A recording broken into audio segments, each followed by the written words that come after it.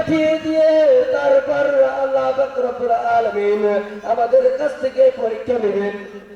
কি পরীক্ষা নেবেন এই কথাটুকু নয়, আমি পরেই বলছি। এরপর আল্লাহ পাক রব্বুল আলামিন সূরা বাকারার মধ্যে আরেক জায়গায় আল্লাহ পাক রব্বুল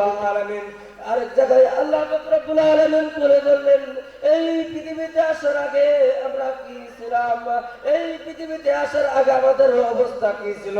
আল্লাহ পাক রব্বুল আলামিন কোরআন থেকে জানাচ্ছেন, কাইফা তাকফুরুনা বিল্লাহি ওয়া কুনতুম আমওয়াতান সুম্মা ইউহয়িকুম সুম্মা ইউমীতুকুম সুম্মা ইউহয়িকুম সুম্মা ইলাইহি তুরজাউন। বান্দা, দুনিয়ার মোড়ে পড়ে গিয়ে তুমি আমি আল্লাহ পাককে কি বলে যাইনি? এ যুবক ভাইরা, এ মুরব্বী কিরামরা, এ পর্দার আড়ালের মা বোনেরা, এই দুনিয়ার মোড়ে পড়ে কি তুমি আমি কি আল্লাহকে ভুলে যাইনি?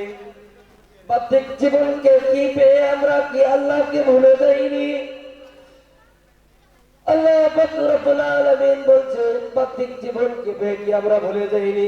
কিভাবে কিভাবে তাকফুরুনা বিল্লাহ, তোমার রবকে, তোমার আল্লাহকে তুমি অস্বীকার করো।